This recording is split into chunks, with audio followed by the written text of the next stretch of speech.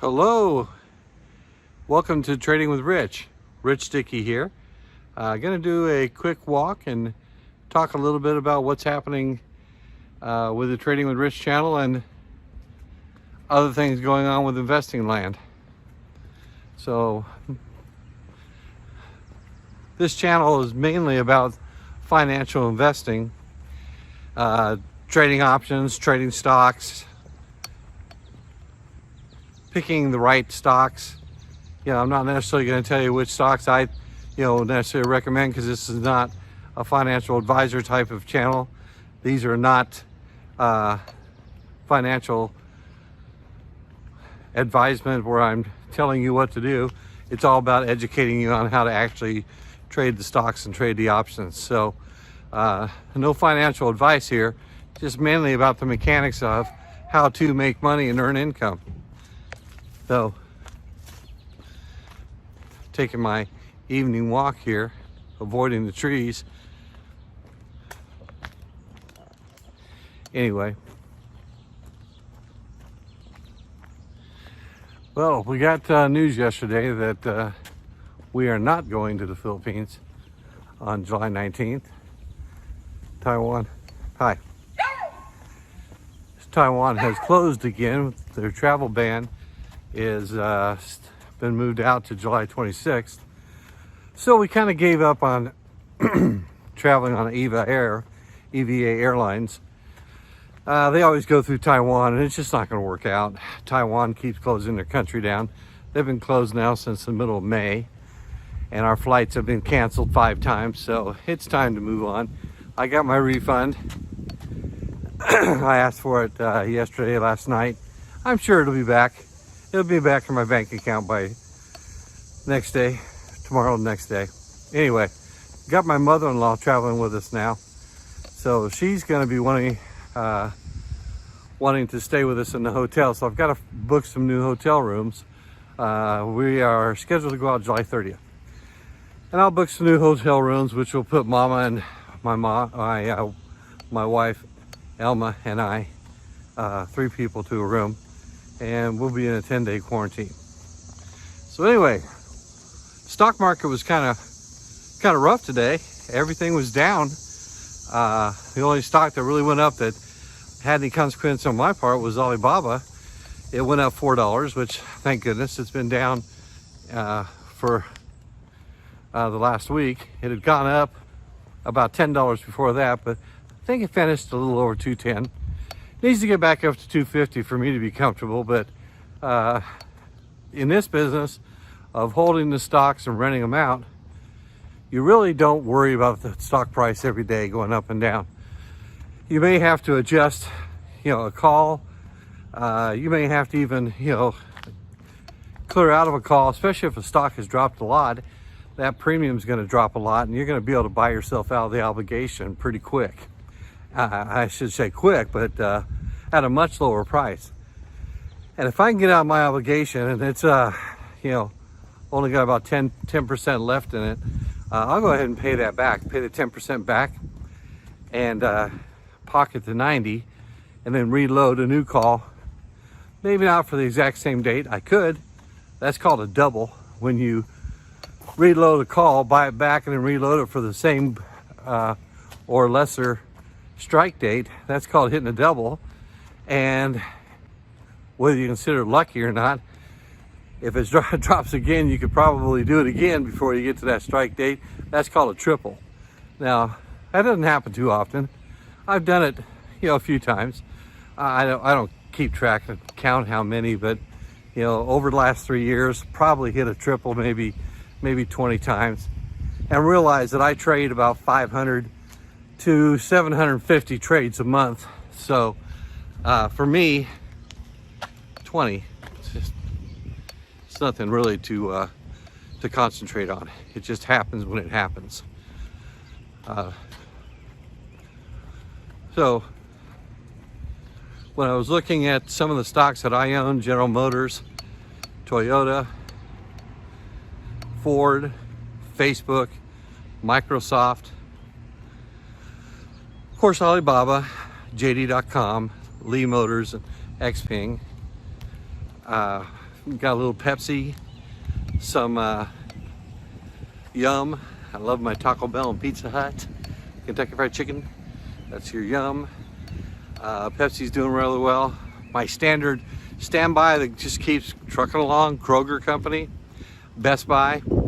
I worked for those two companies before I retired in my younger years, and there's just a special touch in my heart for owning their stock.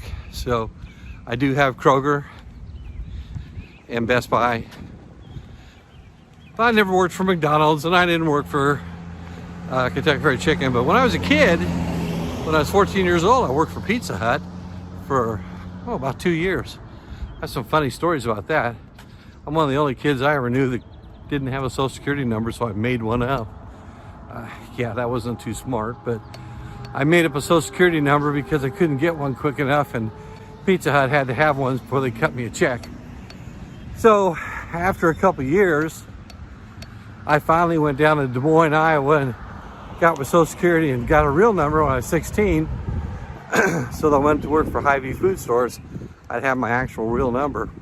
It wasn't until later, in my mid-20s, when Social Security sent me a note and said, "Hey, by the way, do you know you have 2 social security numbers?" And I sent the note back and I said, "Yes, I guess I do. Can I put them all into one?"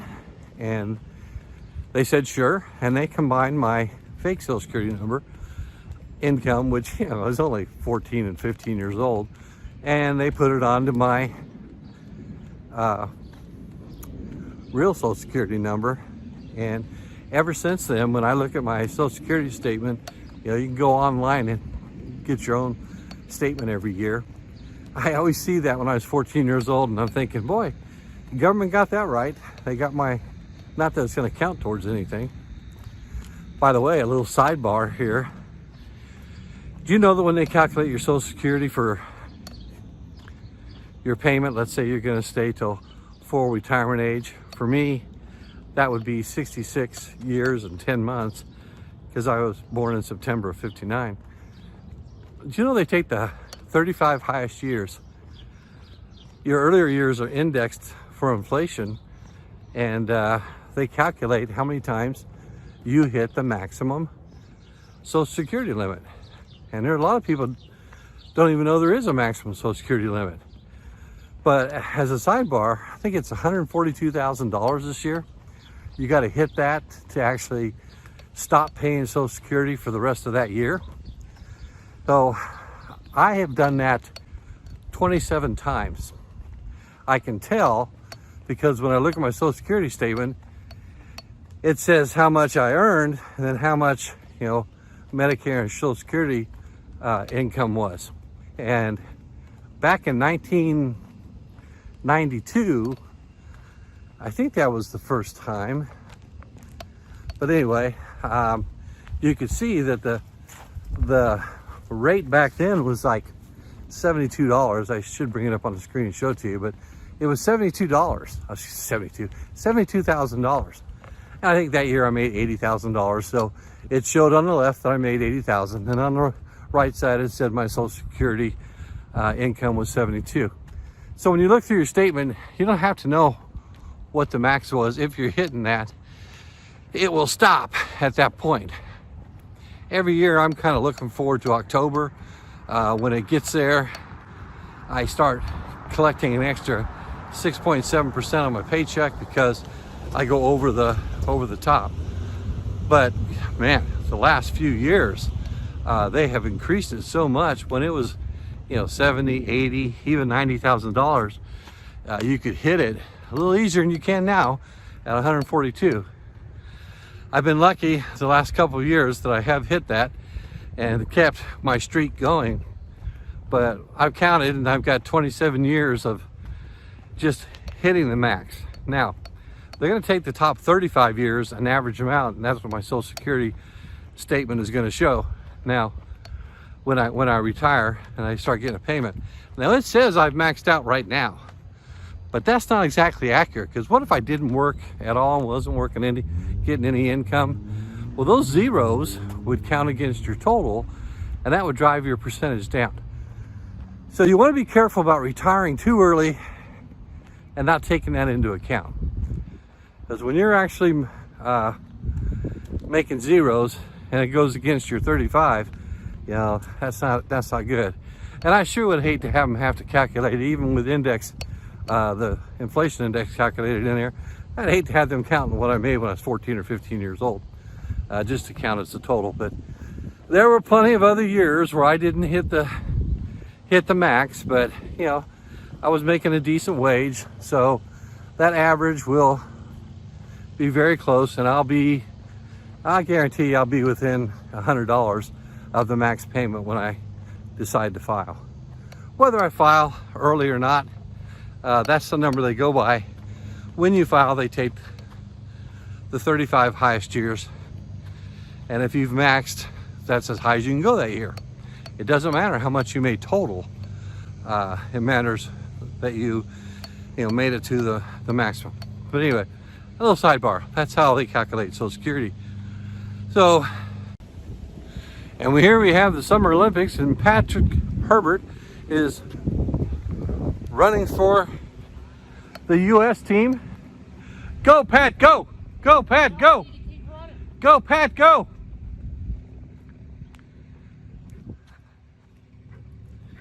Anyway, I was on Every Man Has a Story with Mark Thornton, and after that interview, I got a lot of emails. By the way, if you want to email me, it's tradingwithrich, all one word, @yahoo.com. I announced that on his channel, and I've gotten a lot of emails of people wanting me to trade for them. My channel, Trading with Rich, is not about trying to sell you something. It's more about education. I want to teach people how to trade, how to take whatever income they have, whatever cash they have, whatever kind of savings they have, and work with it and make yourself a little income on a weekly basis. I'm not trying to sell stocks. I'm not trying to sell you a program. Even at this point, I'm going to start my channel as totally free. I am going to put it out there in AdSense because I have no choice. Yahoo is going to post ads out there. They changed their rules, so I would have posted with no ads and not even collected the ad money, but you have no choice now. They're going to post ads for you whether you like it or not. But I'm not trying to make money off of you, the viewers. I'm just trying to pay it forward. I've had a very good life, lived some really good work experiences, and I want to share those with everybody. Not only just how to trade stock, but actually how to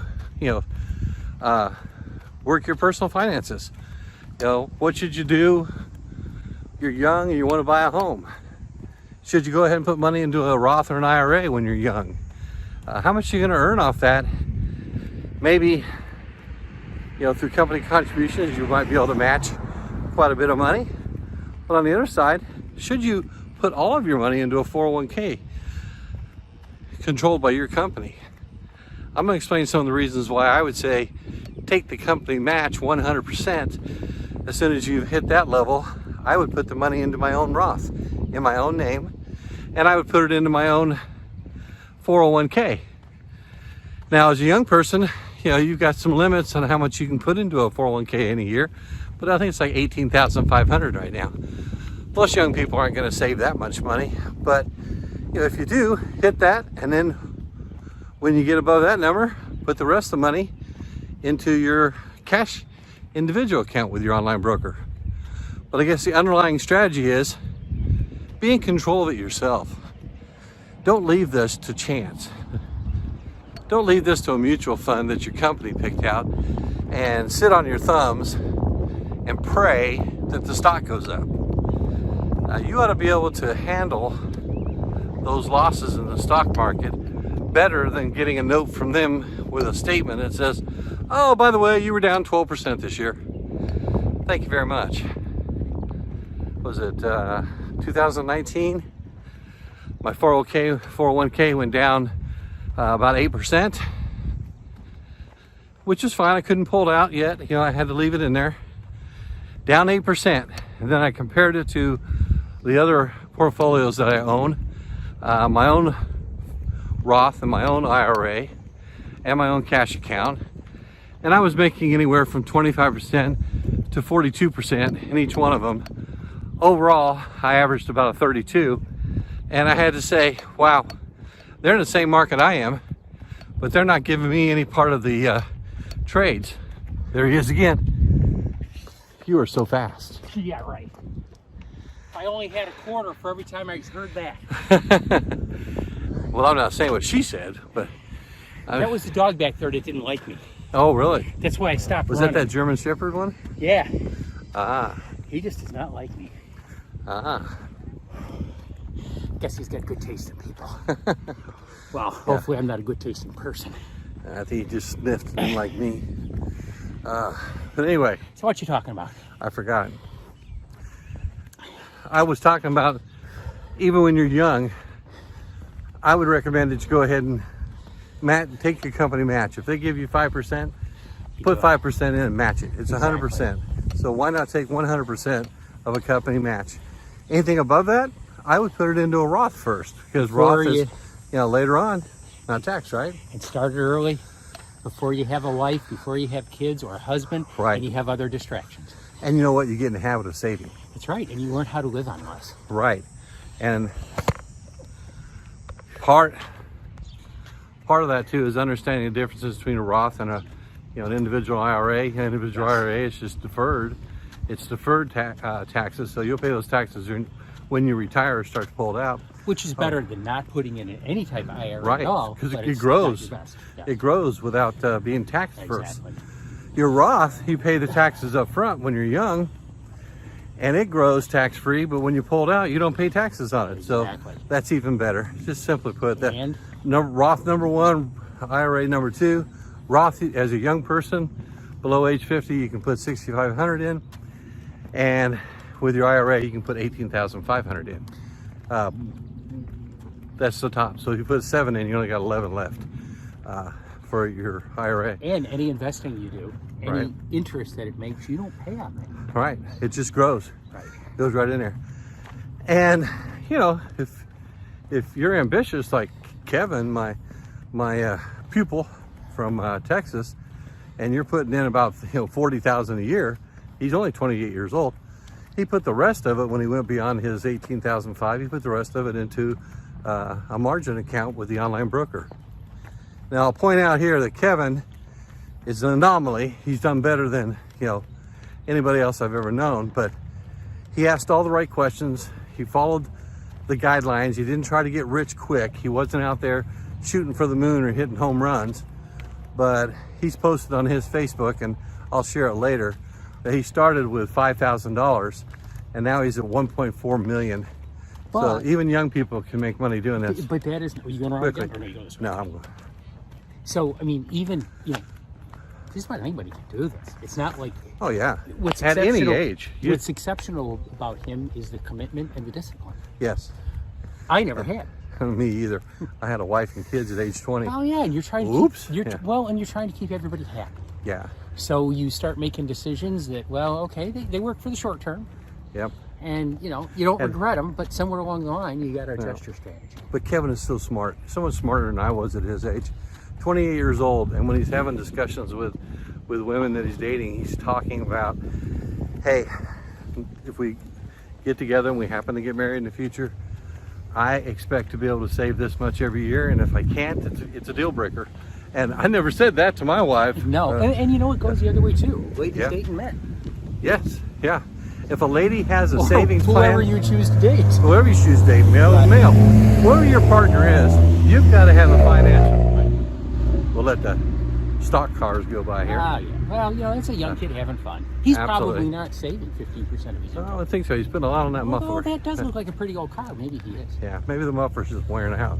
Maybe kudos to him. He's driving an old car. But I guess the key is your partner needs to be on the same page as you are when it comes to investing. Yes. And, my wife's idea of investing was always buying a newer, bigger house. Well, a house, as I figured out over the years, I got sucked into the American dream of, the house is the best investment you can ever make for. Well, it's the best investment you can make for a family, when you've got 3 boys like I did, you know, it's great. They all had their own bedroom. We had a spare bedroom for, you know, guests who might come over. We had 3 living rooms, because you never know when you might need to go sit down and sit in another room, and then you never used it. Don't get more than you need. I right. guess that's what it really comes down to. Because Yeah. Rich is right about that. Your house, you know, hey, if you live in it and you sell it when you retire or whatever and use that money, then great.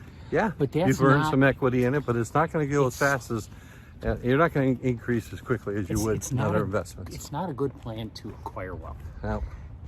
And with so many crashes, especially in our age, Yeah. we've seen the 2008 crash, the crash last year, and then all of a sudden it's booming back this year because there aren't enough, you know, properties on the market for people to buy. You just never know. Yeah, no, you don't. And it goes back and forth. You could have something that goes, and you know, somewhere along the line, there's going to be an adjustment here. It just has to be. Yeah. Well, I think they'll start building more homes, and it might be a slow move, kind of like you and I were talking about inflation. Right. Pat's not as Smart. no, he's not smart, but you're not as sour on inflation as I am. I'm more pessimistic. I think it's going to be 8% next year, and you know, we're used to 2.5, and I think we've been spoiled for years and years, which I'm not complaining. I can appreciate low inflation, but I think it's going to be 8, and then it's going to come back down to normal again. Maybe even out at about 3 from now on. But what do you think about it? Well, I think you're on the right track. I'm thinking more like 6. And again, that's a Kentucky windage. But then the question is going to be, what's it going to look like 5 and 6 years down the line? And that's where the monetary policy is going to be interesting to see how it works out. Everybody was terrified during the Great Recession, and it didn't work out that way. But we have borrowed a whole heck of a lot more money than we did during then. Amen. Now, I don't know where we are as far as our debt Well, do you know, to GDP compared I looked to it the up the other Second day. World War. Actually, it's been about a month ago, but we look compared to the Second World War. I don't know. You're the expert on historical. I think we were pretty high. But we were I think 20 trillion before the pandemic. Now we're 27 trillion. It's more than just the stimulus packages, you know, of the 3 trillion and the 1 trillion. Those checks we cut. We got an awful lot of money for businesses to keep them alive, and the unemployment. You know, those were not direct checks, but they were checks every month. That's cost a lot of money. And the investment isn't terrible. It's just that you can't be everything to everybody, and it's going to be interesting to see how Well, I thought the market would crash through all this, and it didn't. I thought inflation would go through the roof, and it didn't. And the other thought is when the patients could be in real trouble, you do what you need to do to keep it alive, and then you deal with it afterwards. But because there were a lot of people that got just devastated by this pandemic. Absolutely. If you're a restaurant owner, or even like myself, I was a movie theater owner back. You know, I said before, I'm so glad I sold those 7 movie theaters, because I'd be a pauper right now if I hadn't been able to keep my movie theaters open for a year and a half. It'd be terrible. And you know what I'm going to do at this point? You gonna run? I'm going to run the rest of the way home. Sounds good. So I'll see you when you get there. Okay. Anyway, Pat's in such great shape. Look at that boy go. Hey. It was sunny when I first started walking. Now, look at the clouds behind me. Here in Chicago, you never know. It can be very sunny, as you see over there. And now I'm walking into the clouds, heading back to the house. I'm staying with Pat. My wife and I, Elma, are staying with her twin sister, Emma, and Pat is Emma's husband. So we are brother-in-laws. We're married to twin sisters. Yeah, we joke about that a lot. We can tell the difference between them, but a lot of other people can't. Anyway, finishing my thought on young and investing, I've told my 3 sons, make sure you take the full company match. They're doing a great job with that. And then put the money into a Roth. I know Trent is. I haven't really talked to Tom about it, but I'm pretty sure that at least 2 of them are hitting that Roth after they hit their 5% with their company match, which thank goodness their companies are giving them 5. My companies only gave me 3 as I was, you know, working through life. But one good thing about a Roth, even when you're young, if you decide you want to buy your first house, they'll let you take that principal out of the Roth that you might have put in there and use it towards your house, keep your interest in there, and you don't get a penalty. There's only like 4 different exceptions they have. One is going to school, one's buying a house, another one's major medical issues, and then the other one is I think it's house, education, medical. I forgot what the 4th one is, but anyway, there's another one out there. It's some kind of hardship, if you can prove you have tremendous hardship. But I tell them, put 15% away. You put 15% away, it's not how much money you make. I've made a lot of money, over the years, and I don't have, in my opinion, an awful lot to show for it. Yeah, I've got, properties, and I've got enough to retire on and stuff, but man, with the amount of money I've even put into Social Security, if I would have invested just the money that's in Social Security, I wouldn't be worrying about Social Security. If they would have let me trade that money and run the option plan, I'd have about $5 million in my account. Now I'm sitting here wondering whether I'm going to get $3,100 or $3,200 a month for the rest of my life when I retire at 67. Take your finances into your own hands.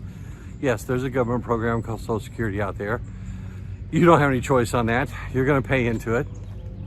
But I would say to every individual, whether you're 24, 25, the Best Buy employees that I used to teach how to trade options, and whether you're 55 or 60, there's no point in your life where you can't start earning income off the stock you own and take the money that you've invested through your hard work and earn a weekly income.